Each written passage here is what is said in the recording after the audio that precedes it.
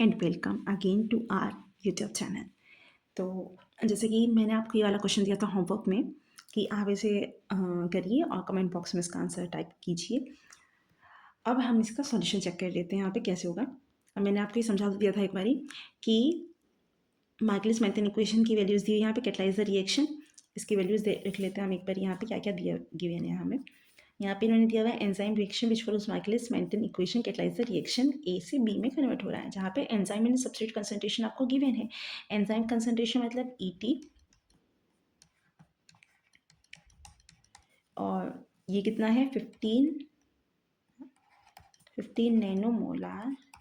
इसे आप लिख सकते हैं 15 इंटू 10⁻⁻⁹ मोलार। ठीक है। उसके अलावा फिर आपको दूसरी क्या चीज़ गिवन है, सब्स्ट्रेट कंसंट्रेशन, मतलब सब्स्ट्रेट कंसंट्रेशन जो कि क्या है 10 माइक्रोमोलार।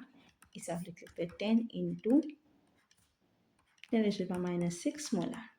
ठीक है। फिर respective the velocity of the reaction is, तो रिएक्शन वेलोसिटी मतलब बी आपको गिवन है विच इज़ 5 माइक्रोमोलार सेकेंड इनवर्स। आप इसे लिख सकते हैं 5 इंटू 10⁻⁻⁶ मोलार पर सेकेंड।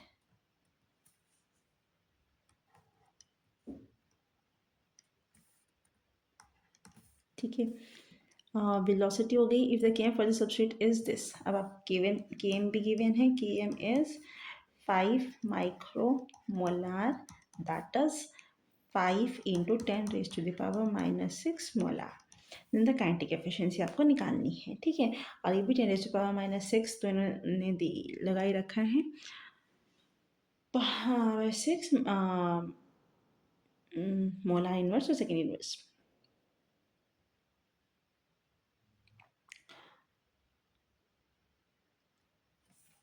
अब हम यहाँ पे कैलकुलेशन करनी शुरू करते हैं। तो इसके अंदर आपको सारी वैल्यूज हम लिख चुके हैं। यहाँ पे हमें ये भी पता था कि काइनेटिक एफिशिएंसी निकालने का फॉर्मूला के cat divide by K M होता है ना। आपको के कैट की वैल्यू यहाँ पे गिवन नहीं है, तो आपको ये निकालनी पड़ेगी, और के एम की वैल्यू आपको गिवन है।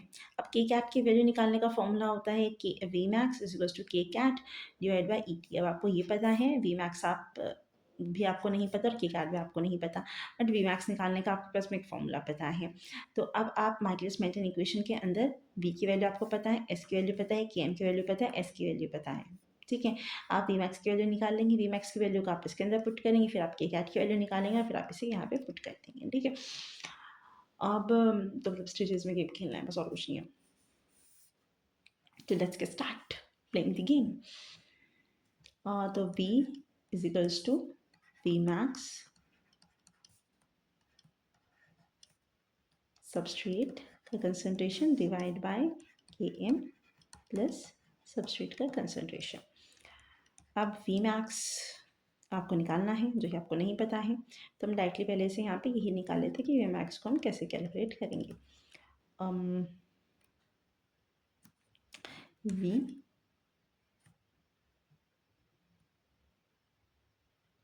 से मल्टीप्लाई होएगा कि एम प्लस सबस्ट्रेट का कंसंट्रेशन और डिवाइड बाय ये एस। ठीक है। अब v की वैल्यू क्या है, 5 into 10⁻⁻⁶ metre second inverse, molar second inverse. ठीक है। ये तो सिर्फ v की वैल्यू थी। अब हमें यहाँ पे के एम की वैल्यू भी डालनी है, 5 माइक्रोमोलार इंटू 10⁻⁻⁶ प्लस सबस्ट्रेट का कंसंट्रेशन 10 इंटू 10⁻⁻⁶ मोलार। अब क्योंकि यहाँ पे ये चीज़ सेम है दोनों की ही, तो ये ऐड हो सकती है। पहले हम इसे पूरे को कंप्लीट कर लेते हैं जी। सबस्ट्रेट का कंसंट्रेशन जो है कितना है 10 इंटू 10⁻⁻⁶ मोलार। अब 5 इंटू 10⁻⁻⁶ इंटू ये हो गया यहाँ पे 15 into 10⁻⁻⁶ molar divide by 10 into 10⁻⁻⁶ molar. और चलो उसका भी यहाँ पे हम लिख लेते हैं मोलार सेकंड इनवर्स।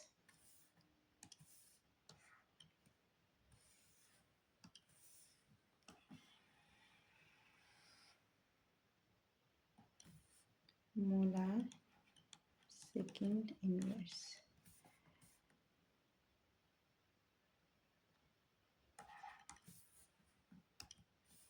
अब इसी के कैंसिल कर देते हैं, एक मोलार से वाला मोलार कैंसिल आउट कर देते हैं, इससे कैंसिल कर तो भाई 5 सॉरी 2। और आपके पास में बचा है,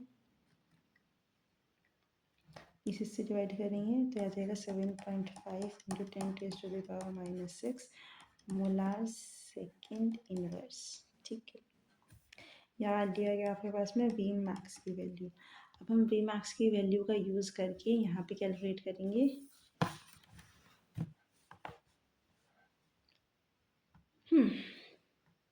अब यह है एक formula V max is equals to K cat E T. ठीक है जी, अब हमें यहाँ पे के कैट की वैल्यू निकालनी है। K cat is equals to V max divide by E T. V max की वैल्यू आई आपके पास में 7.5 ×10⁻⁻6 मोलार सेकंड इनवर्स, और ई टी की वैल्यू हमें गिवन है।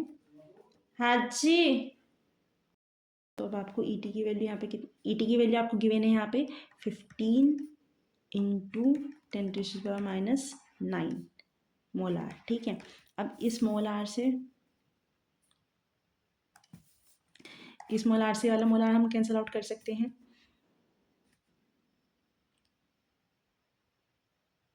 यहाँ से अगर आप इसी तरह आप इनसे ना भी हटाओ, यहाँ पे आ जाएगा आपके पास में 2, तो ये अब आया आपके पास में 1/2 इंटू 10⁻⁻6, और ये यहाँ पे -9 था, मल्टीप्लाई में था, ऊपर जाएगा ये साइन चेंज हो जाएगा तो प्लस हो जाएगा ये।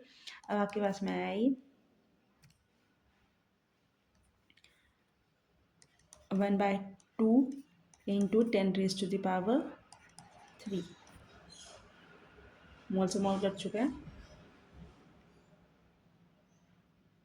सेकेंड इनवर्स में आया ये आपके पास में। ठीक है, अब इसे आप चाहे तो ऐसे लिख सकते हैं 1 2 3 डिवाइड बाय 2 सेकेंड इनवर्स। ठीक है, अब ये क्या है, इसे आप इससे यहाँ से कैंसिल करेंगे, आ जाएगा आपके पास में 500। ठीक है, सेकेंड इनवर्स। अभी आप यहाँ पे बहुत हद तक करीब पहुँच चुके हैं, आपकी कैट की वैल्यू निकाल चुके हैं। अब आपको इफिशिएंसी निकालनी है, तो इफिशिएंसी निकालने के लिए आप हम यहाँ पे कैलकुलेट कर लेते हैं भाई। चलो अगला पेज ले लेते हैं। तो इफिशिएंसी का फॉर्मूला क्या था,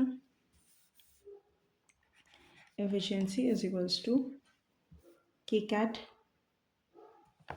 डिवाइड बाय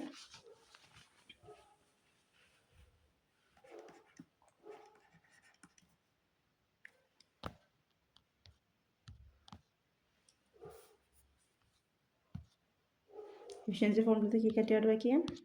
ठीक है,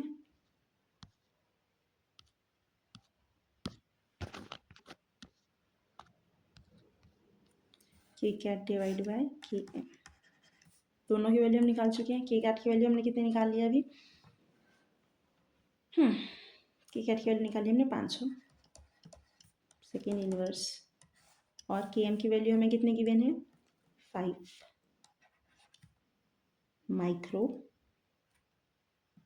मोलार। ठीक है, मतलब इंटू 10⁻⁻6 मोलार। इसे सॉल्व करेंगे हम, इससे ये कैंसिल हो जाएगा, यहाँ पे आया ये 100, तो 100 सेकेंड इनवर्स ये ऑलरेडी ऊपर है, मोलार इनवर्स ये ऊपर आ जाएगा। ठीक है, और ये 10⁻⁻6 है ना,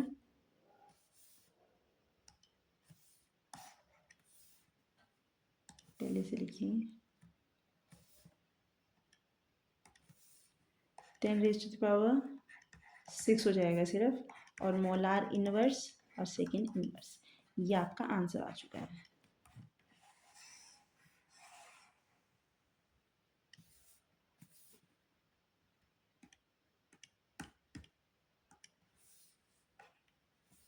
तो चलिए अब हम चलते हैं, अब हम स्टार्ट करेंगे फूड टेक्नोलॉजी। ठीक है, लेट्स गेट स्टार्ट। तो ये रहा पहला क्वेश्चन आपकी स्क्रीन के ऊपर। विच of the following contains the phytonutrient allicin. Allicin किसके अंदर प्रेजेंट होता है? गार्लिक के अंदर एलिसिन प्रेजेंट होता है। अगले क्वेश्चन पे चलते हैं। Which mould responsible for the characteristic blue marbling. ठीक है, कैरेक्टरिस्टिक ब्लू मार्बलिंग होती है ब्लू वेन चीज के अंदर, वो किसकी वजह से आते हैं? पेनिसिलियम ड्रॉप 40 के वजह से आते हैं। Next question, which genus of the bacterium does not have cell wall. बहुत ईजी क्वेश्चन, माइकोप्लाज्मा, क्लास 10 से पढ़ते आ रहे हैं। ठीक है, which one of the following pigments does not have pro vitamin A activity. Pro vitamin activity किसके अंदर नहीं होता? लाइकोपीन के अंदर नहीं होता, बाकी सबके अंदर होती है। ठीक है, मतलब बीटा कैरोटीन के अंदर, बीटा क्रिप्टोजेंथिन के अंदर, बीटा अल्फा कैरोटीन के अंदर, अल्फा कैरोटीन, बीटा कैरोटीन और बीटा क्रिप्टोजेंथिन के अंदर आपको देखने के लिए मिल जाएगी कौन सी? Pro vitamin A activity. ठीक है, अब किसके अंदर नहीं होती? वो है लाइकोपीन, उसके अंदर नहीं होती है।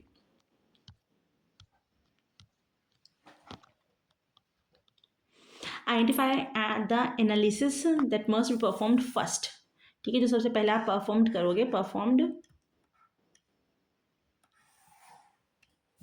परफॉर्म्ड फर्स्ट टू जज the cleanliness of the spice, या फिर जो हर्ब पाउडर आप यूज़ कर रहे हैं कि वो आपका क्लीन है। ठीक है, वो चेक करने के लिए आप क्या चीज़ करते हैं? एसिड इंसॉल्युबल ऐश कंटेंट, सबसे पहले हम वो करते हैं, बाकी सारी चीज़ें उसके बाद करी जाएगी। ये टॉक्सिन्स को लेवल चेक करने के लिए होता है, mycotoxin, volatile oil content present है या नहीं, वो उसके लिए चेक किया जाता है। पेस्टिसाइड रेजिड्यू प्रेजेंट है या नहीं, वो पेस्टिसाइड्स के लिए चेक किया जाता है। ठीक है, तो सबसे पहले हम एसिड इंसॉल्युबल ऐश कंटेंट को चेक करते हैं। अब है, if there is a delay in the oil extraction brand after brand is separated. ठीक है, आप ब्रांड सेपरेट कर लिया आपने, ब्रांड सेपरेट करने के बाद में ऑयल एक्सट्रैक्ट करते हैं, लेकिन अगर उसके अंदर डिले हो जाता है, ठीक है, separate from the brown rice, तो क्वालिटी जो है वो यहाँ पे राइस ब्रांड की कम डिटोरेट हो जाती है। ये तो उन्होंने बता दिया डिटोरेट हो जाती है, बट क्यों हो जाती है, उसका कॉज और डिटोरेट होने की वजह से क्या होता है, उसका इफेक्ट वो बताना है हमें। ठीक है, तो डिटोरेट होने का कारण क्या है कि लाइपेज एक्टिविटी जो है ना, लाइपेज एक्टिविटी होती है, उस वजह से जो है वो कम हो जाता है, और उसका इफेक्ट क्या होता है कि FFA जो है वो यहाँ पे इंक्रीज हो जाता है। ठीक है, नेक्स्ट क्वेश्चन ये रहा।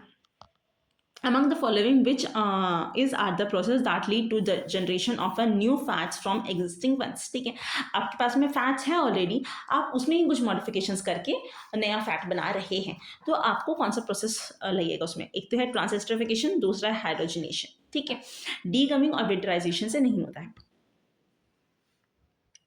हाँ, तो भाई डीगमिंग किस लिए की जाती है? डीगमिंग की जाती है वेजिटेबल ऑयल को रिफाइन करने के लिए, और विंटराइजेशन परफॉर्म की जाता है ट्राइग्लिसराइड्स को अलग करने के लिए फ्रॉम द फैट को। ठीक है, क्रिस्टलाइजेशन करके। तो आंसर हमारा है ट्रांसएस्टरिफिकेशन एंड दी हाइड्रोजनेशन। किस लिए करते हैं? Generation of new fats from the existing fats. ठीक है, उसके अंदर मॉडिफिकेशन करके, थोड़ी चेंजेस करके आप नया फैट उसमें से बना रहे हो। True density and bulk density of the wheat grain given है। ठीक है, तो ट्रू डेंसिटी इसकी 1 to 8 किलोग्राम पर मतलब वॉल्यूम है ना, तो पर मीटर क्यूब है, और ये 740 जो है इसकी वो बल्क डेंसिटी दे रखी है। ठीक है, respective the porosity of the grains. अब आपको पोरोसिटी ऑफ द ग्रेन्स का फॉर्मूला पता होना चाहिए। तो पोरोसिटी ऑफ ग्रेन्स का फॉर्मूला क्या होता है? Porosity of grains is equals to volume of void, कह लीजिए आप, volume of void divide by the total volume, divide by total bulk volume. अब वॉइड का कैसे निकालते हैं? टोटल बल्क वॉल्यूम माइनस, मतलब bulk density, bulk density minus the grain volume, bulk density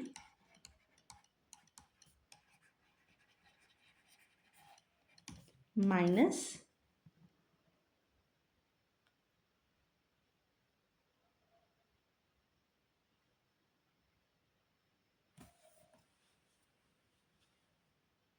मतलब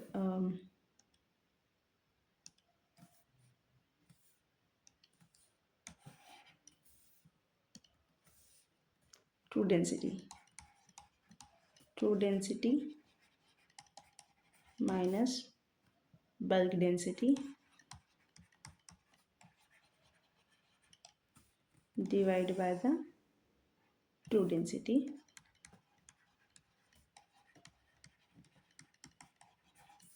is equals to 1280 minus 740 kg per metre cube divide by ये भी यहाँ पे भैया जाएगा 1280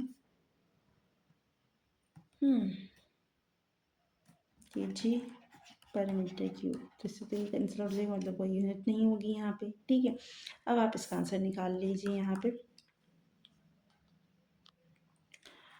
हाँ करते चलो 1280 माइनस 740 0 4 540 डिवाइड बाय 1280। अब जब आप इसे कैलकुलेट करेंगे, ठीक है, तो आपका आंसर आएगा, चेक करते चलो, तो आपका आंसर आ जाएगा यहाँ पे 0.42। ठीक है, ऑफकोर्स आप भी कैलकुलेट करके देखिए। ठीक है, next question, identify the composition suitable for packaging cured meat under MAP conditions. ठीक है, तो अगर आप क्योर्ड मीट को जो है यहाँ पे पैकेजिंग करते हैं तो उसके लिए क्या करना होता है, क्या क्या कंडीशन चाहिए होती है आपको। CO2 50% चाहिए होती है, NO2 50% चाहिए होती है, और ऑक्सीजन चाहिए ही नहीं चाहिए। ऑक्सीजन तो उसे खराब करेगी ना, ऑक्सीजन नहीं चाहिए आपको, N2 चाहिए और CO2 चाहिए होती है। ठीक है, which of the following sequence of the events occur during formation of the egg white gel. Egg white gel बनाना है अगर आपको, तो आप क्या फॉर्मेशन करते हैं, पहले आप यहाँ पे नेटिव प्रोटीन लेंगे, नेटिव प्रोटीन को डीनेचर्ड करेंगे, इसे एग्रीगेट करेंगे और उसके बाद फिर जो इसका जेल बनाएंगे। और इन सभी प्रोसेस में सिर्फ ये पहले वाला प्रोसेस जो है वो रिवर्सिबल है, रिवर्सिबल है, बाकी सारे इरिवर्सिबल प्रोसेस और सभी में जो आप हीट ही कर रहे हैं। ठीक है, अब चलते हैं जी अगले प्रोसेस पे, जहाँ पे इन्होंने पूछा है in canning and retorting of the foods which of the following correct expression of the boil process. ठीक है, बॉयल प्रोसेस टाइम की यहाँ पे बात कर रहा है कैनिंग और रिटॉर्टिंग के अंदर, तो सही आंसर आपका ये है कि boil process time is equals to TP, मतलब process time 0.42 TC come up time. ठीक है, तो ये इंपॉर्टेंट है, याद कर लीजिएगा इसे आप। विच of the following is a most suitable flexible packaging laminate for the dry fruits. Dry fruits के लिए सबसे बेस्ट रहती है DOPP और LDPE।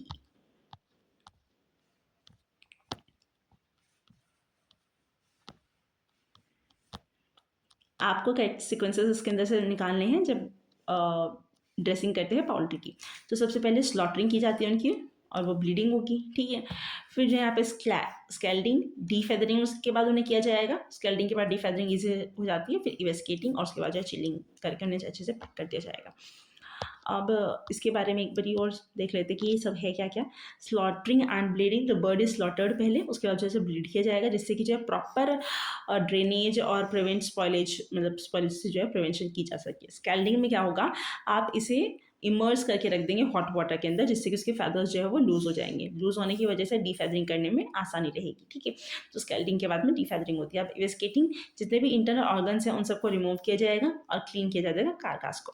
अब जो है उसे पोल्ट्री को चिल करके उसे जो है यहाँ पे, जिससे कि बैक्टीरियल ग्रोथ ना हो और जो है फ्रेशनेस उसकी मेंटेन रहे, उसे जो है यहाँ पे चिलिंग की जाएगी उसकी। Next question, which of the following statement is are true for packaging of the gamma irradiated whole chicken. मतलब जो होल चिकन है उसे हम यहाँ पे गामा इरेडिएट करके रख देते हैं। ठीक है, अब चिलिंग ना करके गामा इरेडिएशन कर देते हैं। क्या nutritional quality of the product deteriorate of the irradiation? नहीं, अगर हो जाती है तो फिर हम उसे गामा इरेडिएट क्यों करते भाई। ठीक है, न्यूट्रिशनल क्वालिटी जो है वो प्रिजर्व रहती है। Spores of the C botulinum can survive in the irradiated product, हाँ कर सकते हैं। ठीक है, फिर Radura symbol does not ensure safety of the irradiated product of the consumption. ये बात भी सही है कि वो ये नहीं बताता कि इरेडिएटेड प्रोडक्ट अगर उसके ऊपर ये वाला साइन बना हुआ है तो दैट डज नॉट इंश्योर कि हाँ ये प्रोडक्ट सेफ है कंजप्शन के लिए। एनर्जी नीडेड जो होती है इरेडिएशन प्रोसेस में इज मच, मतलब हायर नहीं होती as compare to the freezing. ठीक है, तो इस वजह से ये गलत है और बाकी सारा सही है।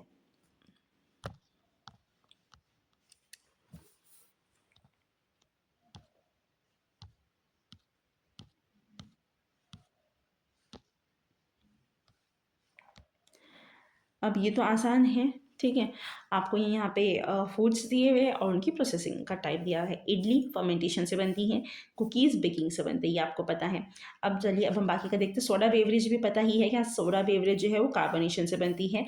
और जो ये पैराबॉइल्ड राइस है, अब बचता है ये जिलेटिनेशन से बचता है। सोडा बेवरेज कार्बोनेशन से बनती है। Next question, which one of the following is an inhibitor of the enzymatic browning of the peeled potato? जो पील्ड पोटैटो का आप छील के रख देते तो वो ब्राउन हो जाते हैं, ठीक है। उसे बचाने के लिए क्या चीज़ का आप यूज़ कर सकते हैं? Citric acid, citric acid, EDTA और एस्कॉर्बिक एसिड, ठीक है। इन सब का यूज़ करके मतलब ये सारे हेल्प करते हैं पोटैटोज को ब्राउन ना होने में, ठीक है। और मैनिटोल नहीं करता, बाकी सिट्रिक एसिड, EDTA और एस्कॉर्बिक एसिड करते हैं। अब ये यहाँ पे दिया हुआ है, इनके फंक्शंस दिए हुए हैं, ठीक है। तो बीटा ग्लूकेनेज, आपको यहाँ पे पता है सबसे पहले पैक्टिनेज और पैपेन के बारे में पता है, ठीक है। तो हम R और S का लगाते हैं। फ्रूट जूस को क्लैरिफिकेशन के लिए पैक्टिनेज का यूज़ किया जाता है और पेपेन का यूज़ किया जाता है मीट टेंडराइजेशन के लिए, ठीक है। अब बचता है यहाँ पे बीटा ग्लूकोनेज, तो वो जो है फिर यहाँ पे दोनों ऑप्शंस दिए हुए हैं करेक्ट, ठीक है। तो बीटा ग्लूकोनेज ब्रेड मेकिंग और ब्रूइंग, और alpha mileage, mainly alpha mileage जो है वो ब्रूइंग में यूज़ होता है। तो बस हमारा हो चुका है कंप्लीट फूड टेक्नोलॉजी मतलब 2025 के हमने सारे क्वेश्चंस सॉल्व कर लिए। किसी में अगर आपको कोई स्पेसिफिक डाउट है तो आप कमेंट सेक्शन में डाल करके पूछ सकते हैं, हम उसके ऊपर स्पेसिफिक वीडियो बनाने की कोशिश पूरी करेंगे, ठीक है। टिल देन टेक केयर, बढ़ते रहिए और ऑल द बेस्ट।